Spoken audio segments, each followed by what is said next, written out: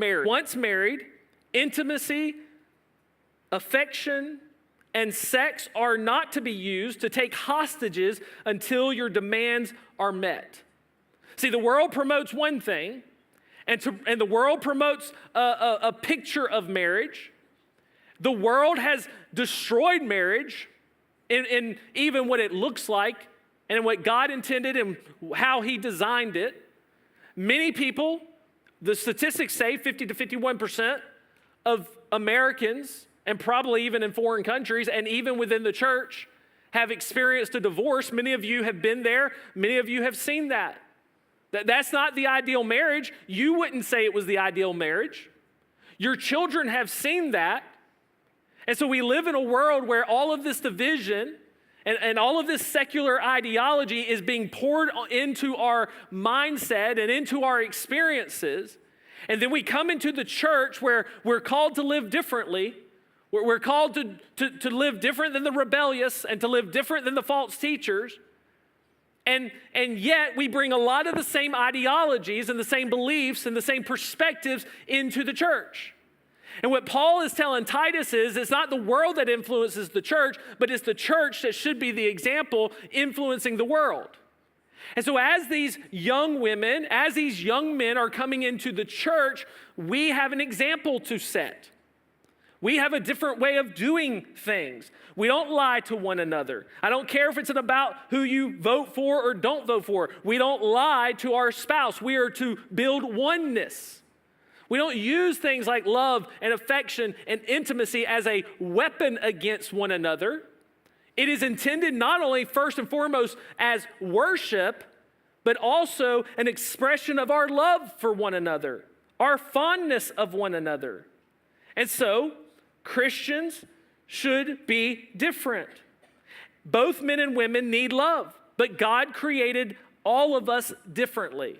The same in how we serve one another, but it's also going to take a different approach whether you're a man or a woman. For instance, Scripture calls men to love their wives in Ephesians 5 as Christ loved the church. He didn't tell women to love their husbands as Christ loved the church. He called men to love their wives as Christ loved the church.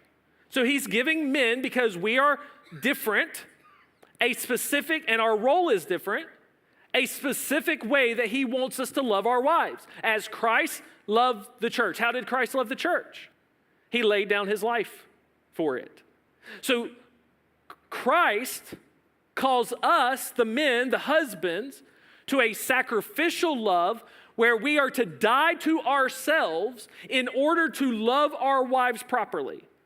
We sacrifice, or are supposed to sacrifice, in a way that is different than what women are called to sacrifice. And so men, right off the bat, Ephesians 5, Paul wrote to the church at Ephesus that husbands should love their wives in a way that you're not demanding your own way. You're not just chasing your dreams. You're not just pursuing your hobbies, but you are willing to die to yourself in order to better love your wife, in order to better serve her, in order to provide for her what she needs. You are willing to die to yourself. It is not a selfless love. It is not a prideful love. It is a selfless love. And Scripture calls women to an affectionate type of love for their husbands, a fondness of them, a respect for them. Now, women, this could be hard because men are different. They're more logical and less emotional. Take that as you want. I didn't say it, science did. Men, as we talked about last week, are designed to be the rough warriors, standing at the gate, ready to go to war for their family, both spiritually and physically. You're not called to have to do that, women, but that's how God designed men. So yes, he can be a little rough. Yes, he can be a little stern. That's how God designed it. You don't want a fluffy little man when somebody busts in the door at your house going, now, I don't really like you being in my house. Could you please just leave? You don't want the sensitive man. You don't want him being gentle. Come on in, I'll feed you some ice cream and we can talk about this. That's not the man you want. So don't act like you can't love that man who would go to the door, who would face the enemy at the door, and who would willingly lay his life down to protect you in the bed. I'm not asking my wife, we talked about this in another series. I'm not telling my wife back like in Judges, hey, I'll go check on the front door. I'll go check the house and make sure the kids are okay because it sounds like somebody broke in if you'll come with me. No, I'm telling her to lock herself in the bedroom while I go to the enemy.